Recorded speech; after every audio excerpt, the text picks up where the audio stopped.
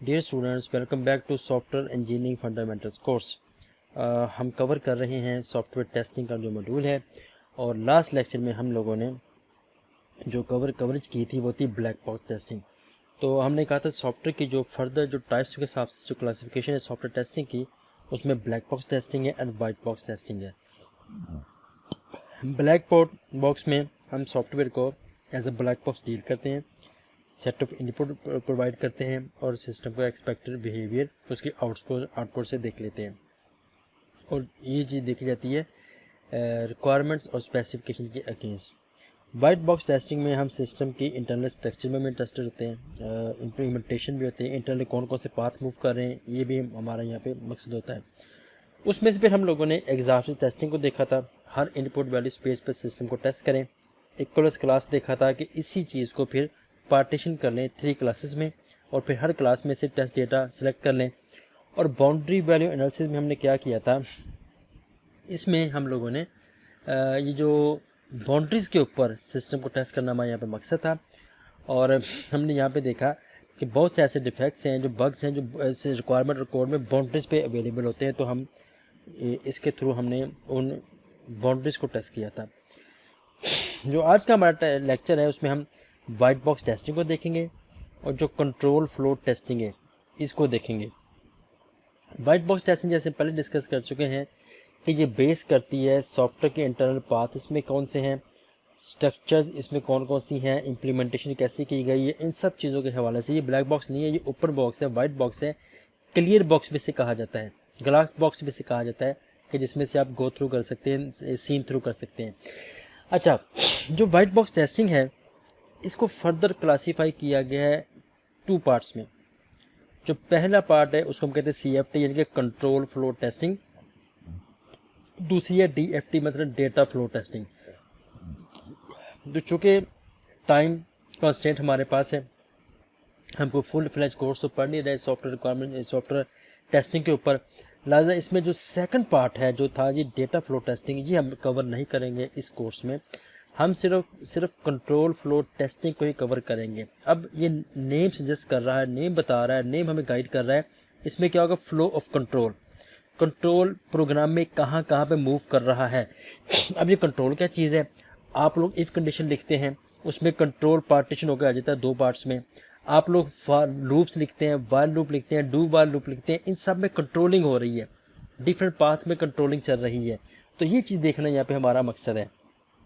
तो control flow testing के perspective से जिस चीज़ के बगैर हम काम नहीं कर सकते, अब दोबारा सुन लें, आप लोग ग्रामर पढ़ते हैं उसके पहले आपको अल्फ़ाबेटिक पे काम आता है, तो जब तक आपको ग्रामर अल्फ़ाबेटिक नहीं आती तो आप इंग्लिश में काम नहीं मूव कर सकते। तो वाइट बॉक्स टेस्टिंग में जब तक हम कंट्रोल फ्लो ग्राफ जनरेट नहीं कर लेंगे उस वक्त तक हम आगे नहीं चल सकते। तो ये कंट्रोल फ्लो ग्राफ्स क्या होते हैं ज़रा इस पर डिस्कस कर लें। Given a program written in an imperative programming language, its program graph is a directed graph। Director graph का मतलब यहाँ पे ये है कि यहाँ पे आपको कोई ना कोई डायरेक्शन मिलेगी, एरोस के फॉर्म में डायरेक्टिव ग्राफ होगा, सिंपल लाइंस नहीं होगी, तो डायरेक्टिव ग्राफ होगा।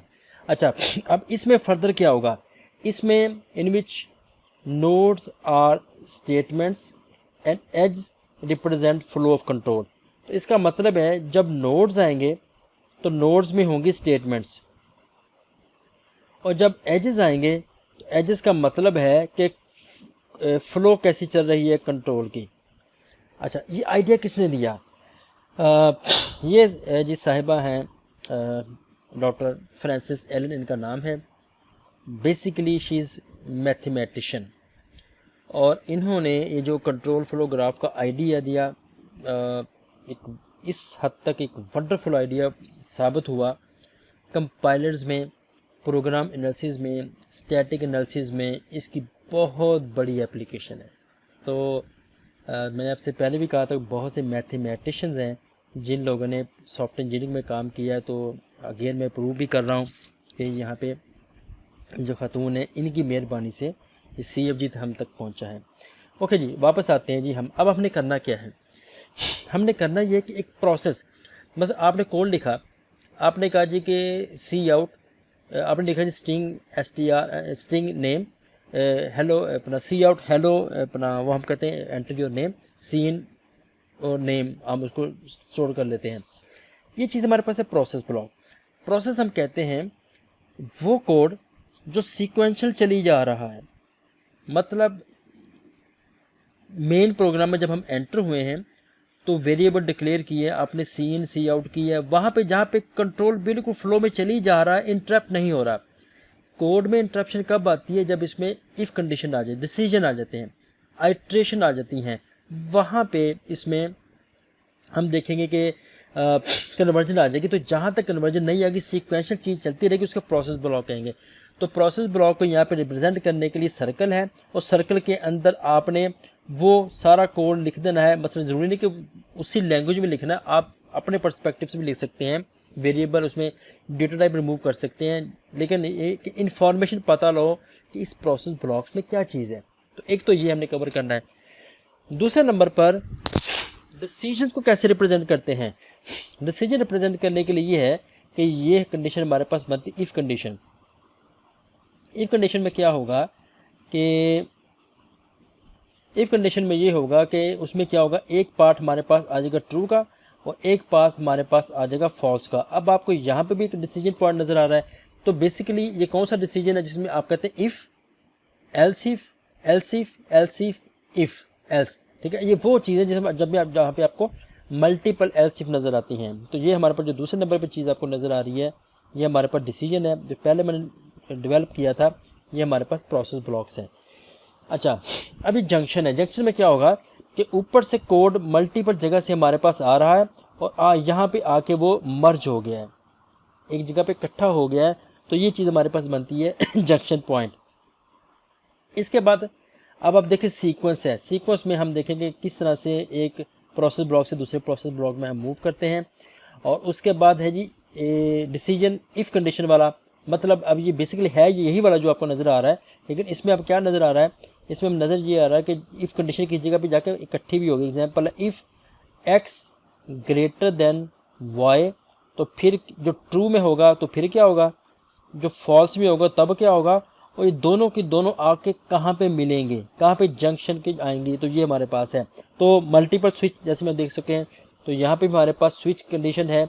हम कहते हैं जी केस 0, केस 1, केस 2, और फिर यहाँ पे जाके हम उसका मर्ज कर देते हैं इस चीज़ को। तो ये हमारे पास स्विच के लिए है। अच्छा, दो चीज़ें जो है जो आपने इसके बीच में डिफरेंस रखना है। एक को हम कहते हैं व्हाइल लूप और दूसरे को हम कहते हैं अनटिल लूप। हम दोनों में डिफरेंस क्या है? हम कहते हैं जब तक ये कंडीशन फुलफिल नहीं होती आप इसी चक्कर में रहें, और जैसे ये कंडीशन फॉल्स हो जाएगी तो हम जहाँ से शुरू हुए थे वहाँ से टर्मिनेट करके नेक्स्ट फेज की तरफ जाएंगे, नेक्स्ट सीक्वेंस की तरफ जाएंगे। ये है जी व्हाइल। अनटिल में क्या होगा ज़रा वो देखिएगा। अनटिल में हम वही काम कर रहे हैं कि जब तक ये चीज़ फुलफिल ना हो तुम ये आप ये काम करते रहना, लेकिन जैसे ये टर्मिनेट हो जाए तो जहाँ से टर्मिनेट हुई है वहाँ से आगे मूव करना। जबकि व्हाइल लूप में कहा था जहाँ से शुरू किया था वहाँ से आपने टर्मिनेशन के आगे नेक्स्ट सीक्वेंस की तरफ जाना। अच्छा, हमने ये जो फ्रांसिस एलन थी, इन्होंने साहिबा थी, इन्होंने कहा था ये एक डायरेक्टर ग्राफ है। आप यहाँ पे देख सकते हैं इन सब जगह पे आपको एरोज नज़र आ रहे हैं। ठीक हो गया। तो ये चीज़ प्रूव कर रही है कि ये डायरेक्टर ग्राफ है। तो यहाँ तक बेशक वीडियो पास कर लें, इस चीज़ को सोचें कि प्रोसेस ब्लॉक्स को कैसे रिप्रेजेंट करते हैं, डिसीजन पॉइंट को कैसे रिप्रेजेंट करते हैं, जंक्शंस कैसे रिप्रेजेंट होती हैं, डिसीजन पॉइंट में इफ़ कैसे रिप्रेजेंट होता है, केस कैसे रिप्रेजेंट होता है, वाइल कैसे रिप्रेजेंट होता है, डूल वाइल फॉर लूप वगैरह कैसे काम करती हैं, सीक्वेंस कैसे काम करती हैं। तो प्लीज़ टेक योर टाइम। जब आप इसको अंडरस्टैंड कर लें तो फिर आगे मूव करेंगे। अब हमने करना क्या है? अब हम करना ही चाह रहे हैं कि जितना भी आपने काम किया है इसको आपकी जो प्रोग्रामिंग लैंग्वेज है C++ या कोई भी लैंग्वेज उसको बगैर समझ लें, उस पर अप्लाई करके देखें। और फिर जो हमने कोड लिखा होगा उस कोड से हमने control flow graphs CFG generate करना है। कैसे करना जनरेट, अभी आ जाते हैं जी। ये हमारे पास एक कोड लिखा है, इसमें 2 नंबर्स हैं। हम इन दो नंबर्स को यूज़र से इनपुट करवाते हैं और उसके बाद डिसीजन लेते हैं। डिसीजन ये कहता है कि अगर तो फर्स्ट नंबर ग्रेटर देन है सेकंड नंबर से, तो फिर क्या करो, first number is greater than second number, else second number is greater than first number. और आखिर में हम करते हैं जी सी आउट थैंक यू। मैंने यहाँ पे ब्रेसेस नहीं लगाई इफ़ एल्स के इर्द गिर्द बेसिकली जो आपको नज़र आ रही हैं, तो उसकी रीज़न ये है कि सिंगल स्टेटमेंट है, लिहाजा यहाँ पे हमें कोई ऐसे इसकी बहुत ज़्यादा ज़रूरत नहीं है। अगर मल्टीपल स्टेटमेंट्स होती हैं तो फिर हमारे पास इसकी हमें ज़रूरत पड़नी थी, वैसे भी इसकी हमें ज़रूरत नहीं है। ओके, अब हमारे पास सबसे पहले है प्रोसेस ब्लॉक।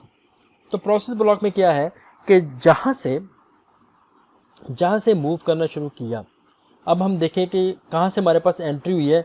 हमारे पास एंट्री हुई है इधर से। अब आप देखें ये सारी की सारी लाइंस हैं, ये सीक्वेंशियली मूव करेगी, ये किसी भी जगह पे वेट नहीं करेगी कि इसको मल्टीपल जगह पे डाइवर्ज करना है इसने, जो बिल्कुल सीक्वेंस में चलती रहेगी। अगर हम चाहें कि नहीं पहले ये वाली आ जाए तो पहले सेकंड नंबर है फिर फर्स्ट नंबर है, तो हम कुछ नहीं कर सकते, ये बिल्कुल सीक्वेंशियल चलेगा। तो इसका मतलब है पहले नंबर पे तो हमारे पास जो डेटा आ जाएगा, जो प्रोसेस ब्लॉक आ जाएगा, वो फर्स्ट नंबर का है और सेकंड नंबर का है, ये वाला। इसका मतलब है ये जितना भी प्रोसेस ब्लॉक आपको नज़र आ रहा है, ये जनाब आपको आ जाएगा इधर से नज़र, ये ले जी। तो पहले हमारे पास ये कंडीशन आ गई। अच्छा, उसके बाद मतलब ये हमारे पास मैपिंग आ गई। अब सेकंड नंबर पे आपको यहाँ पे क्या नज़र आ रहा है, यहाँ पे स्प्लिटिंग हो रही है पार्टीशन में, यहाँ पे पार्टीशन हो रही है। तो अब हम क्या करेंगे, यहाँ से एरो मूव करेंगे और इसके बाद क्या होगा, यहाँ पे इफ़ कंडीशन होगी, पहली इफ़ कंडीशन जिसमें हमने डिसीजन लिया इफ़ पहले नंबर दूसरे नंबर वाला। अच्छा, अब इसमें क्या होगा, अगर तो ये इफ़ कंडीशन ट्रू होती है तो फिर क्या होगा, हम सी आउट कर देंगे कि फर्स्ट नंबर जो है वो ग्रेटर देन है। और फॉल्स के मामले में क्या होगा, फॉल्स के मामले में हम क्या करेंगे, हम बता देंगे जी सेकंड नंबर जो है वो ग्रेटर देन है। और इसके बाद बेशक ट्रू हो बेशक फॉल्स हो, जो कंट्रोल जाएगा वो इस लाइन की तरफ जाएगा, सी आउट थैंक यू की तरफ। तो ये हमारे पास इसके बाद फर्दर आ जाएगी, यहाँ पे आ जाएगा C out thank you. I hope you got the point. अब मैं ज़रा इन सब चीज़ों को आपको प्रैक्टिकली रिप्रेजेंट भी कर देता हूँ जी, कैसे कैसे ही हुआ जैसे मैंने कहा था। तो एक तो इसको रेडी कर लेते हैं, दूसरे नंबर पे इसको सबको रिमूव कर लेते हैं। तो अब ज़रा देखिएगा इसका कंट्रोल ग्राफ ऐसा ही हुआ है। तो जैसे मैंने डेवलप किया था, यहाँ से लेकर इस सारा का सारा पॉइंट आपको इधर नज़र आ रहा है।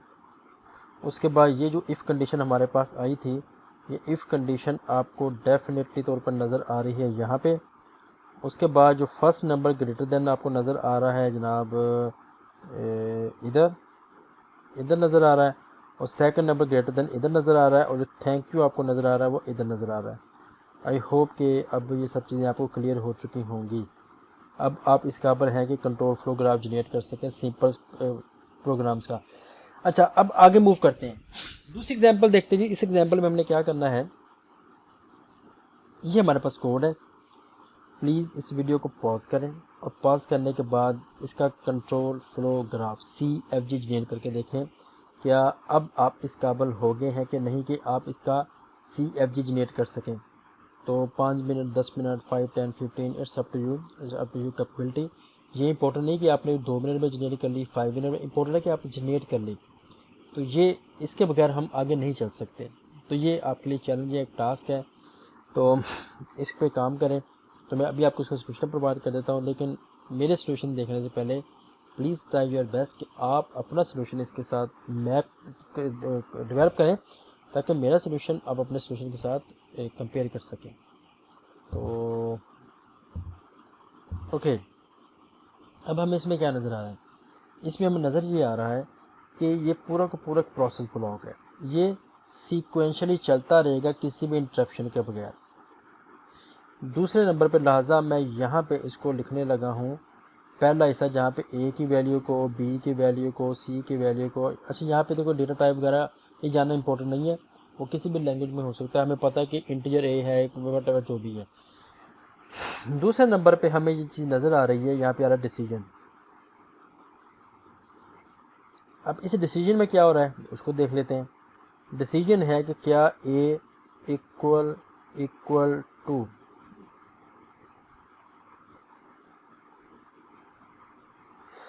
अगर तो ये ट्रू है मतलब ए की वैल्यू इसके के साथ ट्रू के हिसाब से लाई करती है, तो फिर क्या है कि x की जो वैल्यू होगी वो होगी x+2, ये लेंगे। और अगर ये फॉल्स है तो फिर ये जो x की वैल्यू बनेगी वो बनेगी x/2। और उसके बाद बेशक ये ट्रू हो या ये फॉल्स हो, ये दोनों की दोनों जिस जगह पे आएंगे वो जगह बनती है कुछ p = c/a वाली। यहाँ से फर्दर जैसे हम आगे मूव करते हैं तो हमें नज़र आ रहा है फर्दर एक कंडीशन है b/c > 3। अच्छा ये 73 नहीं है, ग्रेटर देन है। अच्छा अगर तो ये ट्रू होता है तो फिर क्या होगा, x+y वैल्यू आ जाएगी z की, ये ले। और अगर ये फॉल्स होगा तो एल्स के मामले में क्या होगा, तो जनाब एल्स के मामले में z = x-y आ जाएगा। और अब हमें इसको जंक्शन में लेके जाना है, तो यहाँ पे हमें एक डमी नोड डालना होगा ताकि जिसके थ्रू ये जंक्शन में आ जाए, इकट्ठे हो जाए। आई hope you got the point कि चीज़ें कैसे काम कर रही हैं। अब ज़रा इसको मैप कर लेते हैं, जो यहाँ पे सोल्यूशन हमने आइडेंटिफाई किया हुआ है। तो मैं इसको अरेज करता हूँ। अरेज करने के बाद अब आप चेक कर लें कि ऐसा हुआ कि नहीं। एक्चुअली ये जो मैंने कॉपी पेस्ट किया था लाजा, इसको आपने प्लीज़ ज़रा इग्नोर कर देना। ये एक डमी नोड है सिर्फ कंट्रोल के फ्लो को इकट्ठा करने के लिए, जंक्शन में लेके जाने के लिए। तो ये आप देख सकते हैं कि वही कंट्रोल फ्लो जो अभी हमने इसमें जनरेट किया है। आई hope you got the point. अच्छा इसके बाद हमने क्या करना है जी, आखिरी एग्जांपल देखते हैं, उसके बाद इसको बंद करते हैं। Very very simple. I think अब इसमें मल्टीपल इफ़ कंडीशन है, तो अब पहले हमारे पास इसमें इफ़ कंडीशन ये वाली आ जाएगी। इसका नोड आ जाएगा कि क्या ए की वैल्यू इक्वल टू है 100। अगर तो ये 100 है तो फिर क्या करना है हमने, तो फिर अगेन नेक्स्ट कंडीशन बन रही है b > c वाली कंडीशन है। अगर ये भी फुलफिल हो जाता है तो इसकी कंडीशन क्या है, अगर तो ये ट्रू में चला जाता है तब क्या होगा, फॉल्स में चला जाता है तब क्या होगा।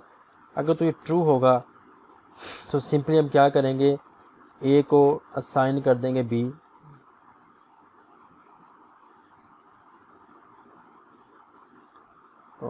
a को असाइन कर देंगे b, फॉल्स की फॉर्म में a को हम असाइन कर देंगे c। अच्छा उसके बाद अगर गौर कीजिएगा फर्दर यहाँ पे आपको जंक्शन नज़र नहीं आ रहा, तो हमें को यहाँ पे जंक्शन चाहिए होगा। अच्छा ये तो कहानी थी ट्रू वाली। उसके और अगर ये फॉल्स होगी तो फिर क्या होगा, तो अगर फॉल्स होगा तो जनाब फॉल्स के मामले में ये डेफिनेटली डायरेक्ट मूव कर जाएगा इधर उधर चीज़ जंक्शन की तरफ। एक्चुअली मतलब कि ये जो हम आएगा डायरेक्ट आ जाएगा सी आउट स्टेटमेंट की तरफ। तो ये था जी हमारा ये सारा का सारा काम। अगर मैंने कुछ गलत नहीं किया तो ये जी चीज़ें जो हमारे पास यहाँ पे बनती है। आई होप ये हमारे पास वो है जो जंक्शन पॉइंट था। एक्चुअली उसने जंक्शन से जोड़ दिया, वैसे इसको जो मेरे ख्याल में आना चाहिए था वो 7 पर। एनी होप ठीक है, उसकी अपनी लॉजिक है। क्योंकि यहाँ पे 1 2 3, अच्छा ये 1 2 3 हम क्यों करते हैं, यहाँ पे जो 1 2 3 हमें करना पड़ता है, एक्चुअली हम इसके निकालते हैं कुछ कम्प्लेक्सिटी। एक कोड कितना कम्प्लेक्स है वहाँ पे हमें इसकी नंबरिंग चाहिए होती है, तो वो नेक्स्ट लेक्चर में इसकी बात करेंगे। फ़िलहाल स्टेप नंबर 1 में आपको कंट्रोल फ्लो ग्राफ जनरेट करना आना चाहिए। तो ये है हमारा पहला टास्क आज का। अब नेक्स्ट हमने क्या करना है, जब हम कोड कवरेज करते हैं तो कोड कवरेज के हवाले से हम स्टेटमेंट कवरेज कर सकते हैं, स्टेटमेंट कवरेज करते हैं, डिसीजन कवरेज करते हैं, कंडीशन कवरेज करते हैं। एक्चुअली जो कवरेज का मतलब है कि किस हद तक कोड कवर हो गया टेस्टिंग के हिसाब से। मतलब अगर मैं ये कहूँ कि अगर हम हमारे पास जो फ्लोर है, इस फ्लोर को धोना शुरू करें तो गीले पानी से पता लगेगा कौन कौन सा इलाका जो धुल चुका है, अभी कौन सा इलाका जो भी नहीं धुला। तो जो धुल चुका है वो हमारे पास कवरेज होगी कि ये कवर हो चुका है। तो इसी तरह से कोड के पर्सपेक्टिव से भी हमें इसको करना पड़ता है कवर। तो अब हम कोड को कवर कर सकते हैं स्टेटमेंट के हवाले से, डिसीजंस के पर्सपेक्टिव से, कंडीशन के पर्सपेक्टिव से, मल्टीपल कंडीशन के पर्सपेक्टिव से, डिसीजन कंडीशन के पर्सपेक्टिव से, लूप के पर्सपेक्टिव से, पाथ के पर्सपेक्टिव से।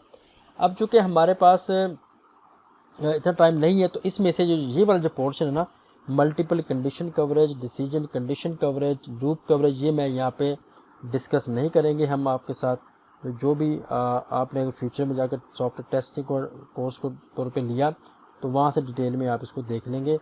हम सिर्फ यहाँ पे statement coverage, decision coverage, condition coverage और पाथ कवरेज करेंगे। और उनमें से भी जो हमारा आज का टारगेट है वो ये पहली 3 कवरेज करना है, ये वाली। तो आज का लेक्चर डेडिकेटेड है statement coverage, decision coverage and condition coverage.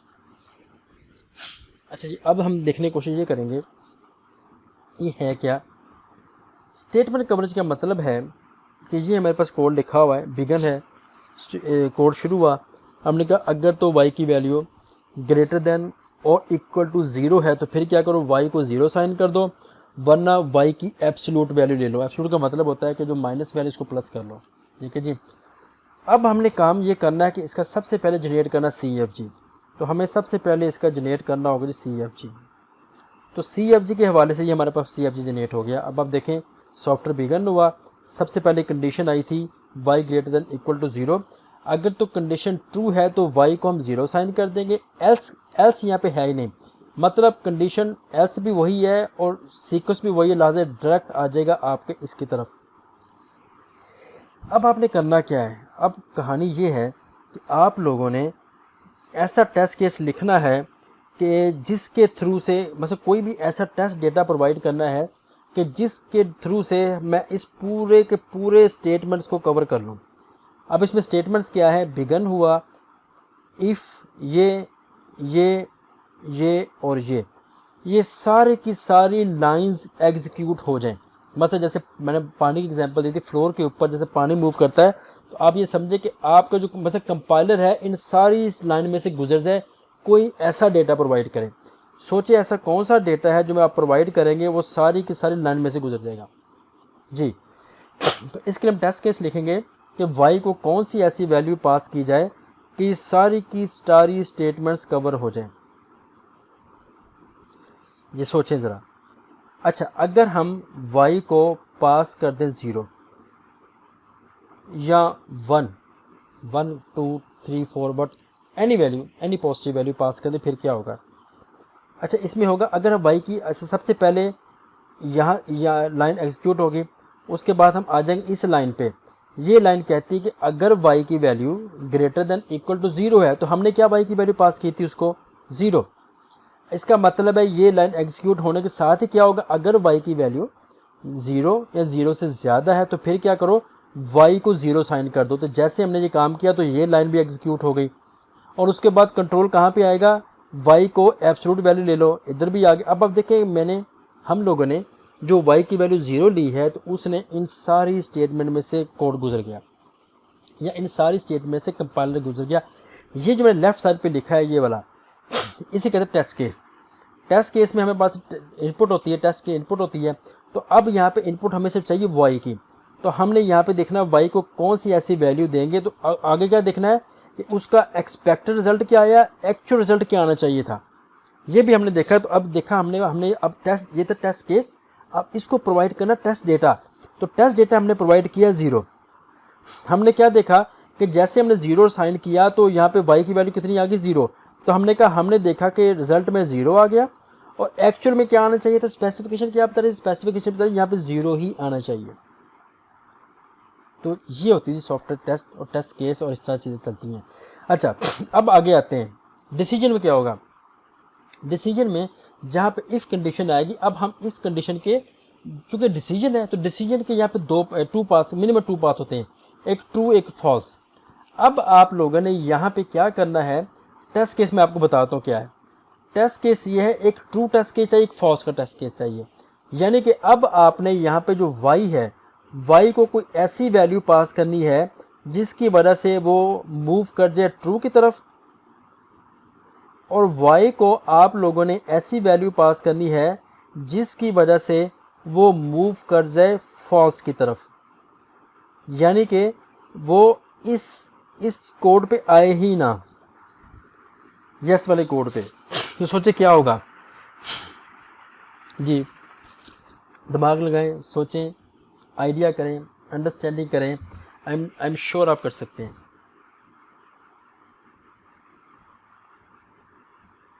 Ji okay, तो पहले है ट्रू वाला केस। तो ट्रू के केस में 0 पास कर लें, 1 पास कर लें, 5 पास कर लें। चलो फर्स्ट करें 5 पास कर लेते हैं। अगर मैं ट्रू के सीन में y को वैल्यू पास कर दूं 5, तो फिर क्या होगा? ये पहली लाइन तो हमारी वैसे एग्जीक्यूट हो जाएगी। उसके बाद कंडीशन होगी y की वैल्यू क्या 0 या 0 से बड़ी है, तो डेफिनेटली बड़ी है, तो उस मामले में y की कीमत, y की वैल्यू आ जानी चाहिए 0। ठीक हो गया। और उसके बाद क्या होगा? उसके बाद बाकी जानना हमारा मकसद नहीं है, हमने सिर्फ कवर करना था ट्रू वाला पाथ, वो हमने कवर कर दिया है। अच्छा, अब अगर मैं इसका रिवर्स ले लूँ, अगर मैं y को वैल्यू अब पास कर दूँ -5, तो फिर क्या होगा जी? तो इस मामले में अब आप ज़रा देखिएगा, यहाँ पे y की वैल्यू आ जाएगी, तो यहाँ पे स्टेटमेंट का यहाँ पे वो आएगा डिसीजन के लिए। तो जैसे वो डिसीजन पे आएगा तो फिर क्या होगा? y की value greater than equal to नहीं है, तो डायरेक्ट जो है आपका आ जाएगा y की वैल्यू कितनी है, यहाँ पे है -5। तो इस -5 के बाद चूंकि इसकी एब्सोल्यूट है तो वो पड़ जाएगी +5। तो अब देख लेते हैं ऐसा हुआ कि नहीं। तो जैसे हमने यहाँ पे हमने क्या साइन किया, ट्रू के लिए 0 साइन किया, 0 पे भी आप डेफिनेटली इधर ही आएंगे फॉल्स ट्रू की तरफ। तो 0 साइन करने से क्या होगा? एक्सपेक्टेड रिजल्ट क्या बन जाएगी? y की वैल्यू बन जाएगी 0। तो हमने कहा कि एक्सपेक्टेड जो हमें आनी चाहिए थी वो 0 थी, और एक्चुअल में ऑब्जर्व क्या हुई है, वो 0 ही आई है। तो इसलिए ये टेस्ट केस हमारा हो गया जी माशाल्लाह से पास। अब दूसरे नंबर पे आ जाते हैं। अब हमने यहाँ पे इसको -5 असाइन किया है, तो -5 असाइन करने से क्या होगा? हमारे मुताबिक जो y की वैल्यू, जो एक्सपेक्टेड रिजल्ट होना चाहिए था 5, एक्चुअल रिजल्ट क्या है -5। तो इसका मतलब जब टेस्ट पास नहीं हुआ, नहीं एक्चुअली ये भी हो चुका है, बस रहा इसकी कुछ अल्टरनेशन में है इसमें कुछ।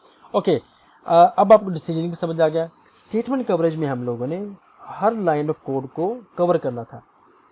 डिसीजन में या ब्रांचिंग में हम उसका जो ट्रू और फॉल्स ये जो पाथ आ रहे हैं, सिर्फ इसको कवर करना है कि मैं ट्रू करने के लिए ऐसी कौन सी वैल्यू पास करूं डिसीजन को कि ट्रू की तरफ आ जाए, और कौन सी ऐसी वैल्यू में इसको पास करें कि ये फॉल्स की तरफ चला जाए। ये जानना हमारा मकसद था। अब आते हैं तीसरी चीज़ की तरफ, अब है कंडीशन। अब हमने ट्रू फॉल्स कवर नहीं करना, वो थी डिसीजन। अब हम कवर कर रहे हैं कंडीशन। कंडीशन में क्या होगा? कंडीशन में हम लोगों ने इसके इफ कंडीशन के अंदर जो कंडीशन लगी होगी, इसको टेस्ट करना हमारा मकसद है। ठीक हो गया। अब ज़रा गौर कीजिएगा यहाँ पे क्या होगा। आपको यहाँ पे अब हमारे पास है यहाँ पे 2 वेरिएबल। सबसे पहले तो हमने इसका बनाना है कंट्रोल फ्लो। तो ये हमारे पास बन गया जी कंट्रोल फ्लो ग्राफ। अब हमने फैसला करना है कि x को ऐसी कौन सी वैल्यू पास की जाए, और दूसरे नंबर पर y को ऐसी कौन सी वैल्यू पास की जाए कि ये जनाब कि अब इसके कॉम्बिनेशन चेक करने। अब यहाँ पे दूसरे नंबर गौर कीजिए आपने, इसके बीच में जो सिंबल है वो एंड का। तो अब हम क्या करते हैं, पहली टेस्ट केस में इसको ट्रू करते हैं और इसको फॉल्स कर देते हैं। दूसरे टेस्ट केस में हम इसको फॉल्स कर देते हैं और y को ट्रू कर देते हैं। तो ये है जी वो कॉम्बिनेशन जो हमें टेस्ट करने हैं। ये लेंगे। ओके, अब ज़रा मुझे बताइएगा जो पहला टेस्ट केस है इसका, जो टेस्ट केस नंबर 1 है, t का मतलब है x। यहाँ पे x को आपने t करना है ट्रू वाला, और इसको हमने फॉल्स करना है बेसिकली। अब मुझे बताइएगा इसमें ऐसी कौन सी वैल्यू आ जाए कि x की कौन सी वैल्यू करें कि ये चीज़ अचीव हो जाए। जी और दूसरे टेस्ट केस में हमने क्या करना है, इसका रिवर्स है। तो सोचें अगेन, जैसे मैं बार बार कहता हूँ, वीडियो को पॉज करें, पॉज करने के बाद इस पर थोड़ा दिमाग लगाएं। आपको प्लीज़ अगर आपके पास कॉपीज़ वगैरह नहीं होती, साथ पेंसिल नहीं होती, तो आप ज़्यादती करें खुद के साथ, तो काइंडली ये ना करें। जब कभी भी कोई स्टडीज़ के लिए बैठें, किसी काम के लिए बैठें, पढ़ने के लिए बैठें, किसी क्लास में जाएं, लैब में जाएं, you must have copies pencil please. ये एक स्टूडेंट का एक वेपन है जो आपके साथ होना चाहिए। ओके जी, अब आगे मूव करते हैं। अब ज़रा एक स्टेप परफॉर्म करते हैं। अब हमने क्या किया, हमने जो x है उसको ट्रू करना था। x किस पे ट्रू हो सकता है, हर वो वैल्यू जो लेस देन 10 है। तो वो 9 भी हो सकती थी, 8 भी हो सकती थी, 7 6 5 4 3 2 1 0 -1 -2 -3 एवरी वैल्यू। तो हमने यहाँ पे ले लीजिए -4। अच्छा, उसके बाद हमने फॉल्स करना था y को। तो y को फॉल्स करने का तरीका क्या है, हर वो वैल्यू जो ग्रेटर देन 20 है, इसका मतलब है उस पर ट्रू होगा। बाकी अगर इवन 20 है, 19 है, 18 है, अप टू नीचे को आते जाएं, तो ये आपके पास सारी वैल्यू पे फॉल्स होगा। तो अब हमने यहाँ पे क्या असाइन किया, इसको 12। तो 12 असाइन होगा, तो ये पहला कॉम्बिनेशन हमारे पास बन जाएगा। दूसरा कॉम्बिनेशन हमारे पास क्या आना चाहिए कि अब हमने जो x है इसको फॉल्स करना है। तो x किस पे फॉल्स होगा, अगर मैं 10 11 12 13 14 कोई भी वैल्यू पास कर दूंगा तो x फॉल्स हो जाएगा। तो यहाँ पे देखिए x की वैल्यू हमारे पास फॉल्स आ चुकी है, और जो y की वैल्यू है उस पर क्या होना चाहिए, y की वैल्यू पे हमने करना है इसको ट्रू। ये जो y की वैल्यू है इसको हमने ट्रू करना है। तो इसको ट्रू करने का तरीका क्या है कि हर वैल्यू जो ग्रेटर देन 20 है, तो हमने यहाँ पे इसको 30 साइन कर दिया। तो 30 डेफिनेटली y से ग्रेटर देन है, लिहाजा। अच्छा, अब यहाँ पे जो एक्सपेक्टेड रिजल्ट आपको खाली नज़र आ रहा है, एक्चुअल रिजल्ट खाली, एक्चुअली ये एक मेथड कॉल हो रहा है। अब फू का मेथड x और y की वैल्यू लेकर क्या करता है हमें नहीं पता, इसकी फंक्शनल, लिहाजा हम क्या कहता है कि जो सॉफ्टवेयर की फंक्शनैलिटी क्या वर्किंग है, तो उसके हमारे पास डॉक्यूमेंट होना चाहिए, स्पेसिफिकेशन डॉक्यूमेंट होना चाहिए। वो हमारे पास नहीं है, इसलिए हमें इसका आइडिया नहीं क्या कर रहा है, लिहाजा हम इसको कुछ नहीं कर, लिहाजा हम इसको एम्प्टी, हमने इसको एज ए इंटरोगेटिव क्वेश्चन छोड़ दिया। इंपॉर्टेंट था, हमने कंडीशन कवरेज कर दिया। तो कंडीशन कवरेज का रूल आपको समझ आ गया होगा कि जो डिसीजन के आगे कंडीशन है, हमारा फोकस इसी पे होगा। ठीक है जी, तो ये था जी हमारा आज का लेक्चर। आज के लेक्चर में हम लोगों ने अल्हम्दुलिल्लाह जी वाइट बॉक्स टेस्टिंग, इसको डिटेल में देखा। वाइट बॉक्स टेस्टिंग का मतलब है सॉफ्टवेयर को इंटरनल पाथ के अकॉर्डिंगली टेस्ट किया जाएगा, उसकी जो स्ट्रक्चर्स है उसके हवाले से देखा जाएगा, जो इसकी इम्प्लीमेंटेशन की गई है इसके हवाले से देखा जाएगा। तो ये सब की सब कैटेगरी आपको वाइट बॉक्स टेस्टिंग नज़र आएगी। उसके बाद जो वाइट बॉक्स टेस्टिंग की टाइप्स हमने देखी हैं, हमने कहा कि इसकी 2 टाइप्स हैं। जो पहली है वो जी कंट्रोल फ्लो टेस्टिंग।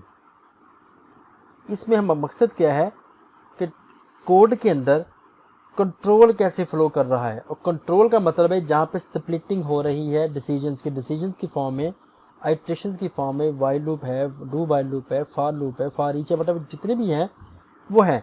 अच्छा, ये तो थी हमारे पास कंट्रोल का फ्लो। अब दूसरे नंबर पे हम देखना चाहते हैं कि डेटा कैसे फ्लो कर रहा है इस पूरी एप्लीकेशन में। तो डेटा फ्लो टेस्टिंग इसका नाम था। तो मैंने कहा था चूँकि हमारे पास टाइम का कुछ इशू है, लिहाजा हम कंट्रोल फ्लो टेस्टिंग की तरफ जाएंगे, लेकिन डेटा फ्लो टेस्टिंग की तरफ नहीं जाएंगे। तो ये हमारी लिमिटेशन थी। उसके बाद हम लोगों ने देखा कि कंट्रोल फ्लो ग्राफ क्या है। तो कंट्रोल फ्लो ग्राफ में आप लोगों ने देखा कि जितनी भी स्टेटमेंट्स होती हैं, जो स्टेटमेंट होती है x = x+1, इंटीजर नंबर = जितनी भी स्टेटमेंट्स हैं, इनको हम कहते हैं नोड्स। और जो हमारे पास कंट्रोल फ्लो है, जो एजेस आते हैं, वो फ्लो ऑफ कंट्रोल है एक्चुअली। ठीक है, ये भी हमारे पास आ गया। और इसके बाद हमें नज़र आ रही होती है जिसे हम कहते हैं कोड कवरेज। तो जब हम कोड कवरेज में जाते हैं तो हमें यहाँ पे हमने 3 को इसमें मिस भी किया है। स्टेटमेंट कवरेज का हमारा मकसद क्या था कोड कवरेज में? स्टेटमेंट कवरेज का मतलब ये था, स्टेटमेंट कवरेज का मतलब ये था कि जितनी भी स्टेटमेंट्स हैं इनमें से कंट्रोल फ्लो कर जाए। मतलब कंपाइलर है वो कंपाइलर इन सारी लाइंस को सिंगल टाइम एग्जीक्यूट कर दे। या आप हैं, आप एक आपके पास कोड लिखा हुआ है, आपने उसका प्रिंट निकाल लिया, अब आप क्या करें, पेंसिल पकड़ लें और सोचें कि मैं कौन सी ऐसी वैल्यू पास करूं कि सारी के साथ लाइन कटना शुरू हो जाए या ट्रावर्स हो जाए, विजिट हो जाए। वो हमारे पास स्टेटमेंट कवरेज थी। डिसीजन कवरेज में हमने देखा कि मैं कौन सा ऐसा डेटा हम इनको पास करें तो ये ट्रू की तरफ आ जाए, कौन सा डेटा पास करें तो ये फॉल्स की तरफ चले जाए। स्टेटमेंट कवरेज करना हमारा मकसद नहीं था, सिर्फ ट्रू और फॉल्स के पाथ को कवर करना मतलब था हमारा। कंडीशन कवरेज में ये थी हमारे पास डिसीजन कवरेज थी। कंडीशन कवरेज में हमने क्या देखा कि अब हमारे पास का मकसद ट्रू और फॉल्स नहीं था विद रिस्पेक्ट टू पाथ। अब हमने डिसीजन के अंदर जाएंगे और इसमें जो कंडीशन लिखी हुई हैं उस कंडीशन को ट्रू और फॉल्स के पर्सपेक्टिव से देखेंगे। एक बार ट्रू करेंगे, एक बार फॉल्स करेंगे, जितने भी वेरिएबल्स होंगे। तो ये थी जी हमारे पास कोड कवरेज का क्राइटेरिया।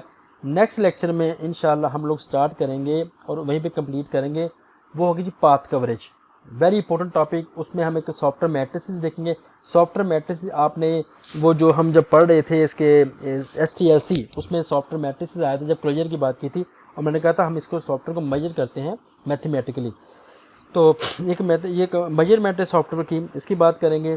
तो I hope things will be clear. अगर नहीं है, you are welcome to ask question. तो मिलते हैं नेक्स्ट लेक्चर में। अपना बहुत सा ख्याल रखिएगा। अंटिल नेक्स्ट लेक्चर, अल्लाह हाफिज़।